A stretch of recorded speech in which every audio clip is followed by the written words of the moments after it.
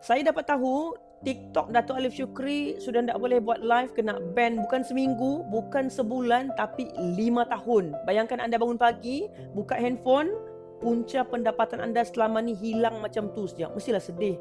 Bertahun-tahun kerja keras, bangun sebelum orang lain bangun, buat live, buat konten macam-macam, penat.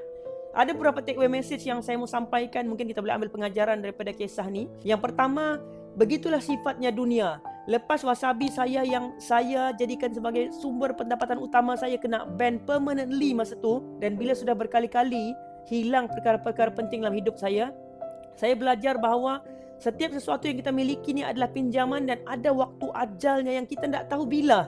Sementara kita dipinjamkan, kita all out, manfaatkanlah sehabis baik.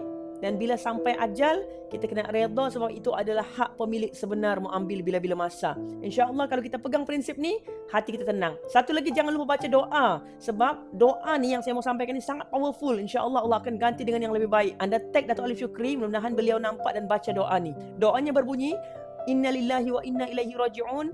Allahumma ajurni fi musibati wa akhlif li khairan minha. Nanti saya letak dekat komen. Kedua, orang nampak media sosial yang hilang tu sebagai aset. Dan bila dihilangkan button live, seolah-olah Dato' Alif Syukri kehilangan aset yang sangat besar.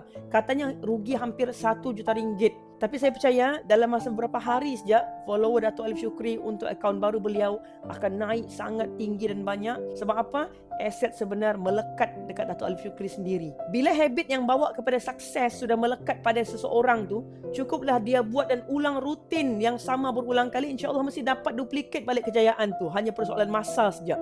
Sebab itulah kita kena sentiasa invest untuk self growth sampai kita boleh duplikat kejayaan berkali-kali, dan tiada siapa yang boleh rampas aset mahal ni daripada kita kecuali kematian.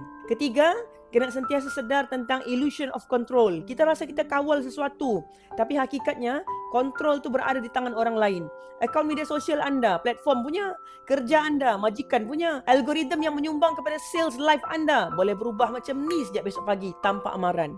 Dan ini bukan cerita tentang influencers je, orang makan gaji pun sama. Hari ni gaji masuk, besok macam mana kalau syarikat restructure? Hari ni bisnes laku, macam mana kalau besok platform tukar polisi? Sebab tu dalam ilmu kewangan ni, kita kena sentiasa be prepared, kena ada backup plan. Pesan guru saya, kekayaan bukan tentang berapa besar income kita, tapi berapa lama kita boleh bertahan tanpa income. Income boleh berhenti dalam masa sekelip mata saja. Tapi asetlah yang kekal walaupun akaun anda disekat, walaupun kerja anda hilang, walaupun platform tutup. Sebab tu setiap kali gaji masuk, kena tukarkan dan allocate sebahagian daripada gaji menjadi aset yang bernilai. Keempat, untuk anda yang berniaga di beg kuning, beberapa hari sekali withdraw lah duit daripada akaun keluar. Sebab sekali kena tarik beg kuning tu, takut anda terpaksa sedekah macam tu siap duit kepada TikTok.